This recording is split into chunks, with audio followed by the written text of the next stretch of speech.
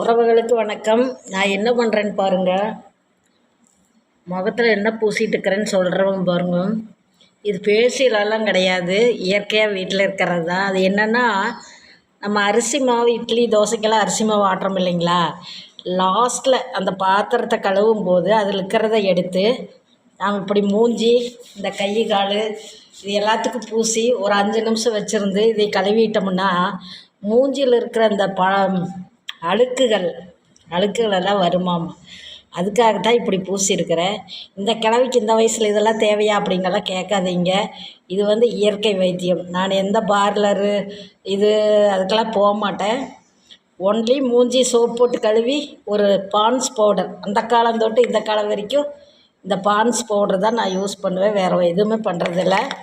இந்த மாதிரி எதனாச்சும் அரிசி மாவுலாம் பாத்திரத்தை கழுவும் போது அந்த பாத்திரத்தில் இருக்கிறத எடுத்து முகத்தில் பூசி ஒரு 5 நிமிஷம் வச்சுருந்து கழுவுவேன். நீங்களும் கழுவி பாருங்கள். கண்டிப்பாக மூஞ்சியில் இருக்கிற அழுக்குகளெல்லாம் போகும்.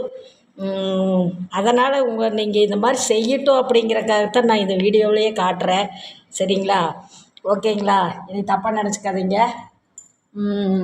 பார்த்தீங்களா, அரிசி மாவு ஆட்டி வச்சுருந்தேன் இந்த பாத்திரத்தில். இது இன்றைக்கி காலி. அதனால் இதில் இருந்ததை வலித்து முகத்தில் பூசிக்கிறேன். அவ்வளோதான் நான் செஞ்சுக்கிறேன், வேறு எதுவுமே செய்யலை. இது வந்து இயற்கை. அதே மாதிரி தக்காளி அரைச்சி பூசுங்க. இந்த என்னது உருளைக்கிழங்கு அதையே அரைச்சி அந்த தண்ணி பூசுங்க. இதெல்லாம் இயற்கையாக நம்ம மூஞ்சிக்கு ஒரு ஃப்ரெஷ்ஷாக கொண்டு வரலாம். அதனால தான் சொல்கிறேன். தெரிஞ்சிருக்கும் எல்லாத்துக்கும். இப்போ தெரியாதவங்களாம் யாரும் கிடையாது. எனக்கெல்லாம் தெரியாமல் இருக்குது. நான் அங்கங்கே ஏதாவது 1 2 படிச்சுட்டு அந்த மாதிரி செய்வேன். அதனால் நீங்களும் இந்த மாதிரி பாத்திரத்தை கழுவும் போது அரிசி மாவு பாத்திரத்தை கழுவும் போது மூஞ்சியில் பூசுங்க. மூஞ்சி கைக்கெல்லாம் பூசிட்டு ஒரு 5 நிமிஷம் விட்டுருந்து அப்புறம் கழுவுங்க. நல்லது. சரிங்களா? ஓகே.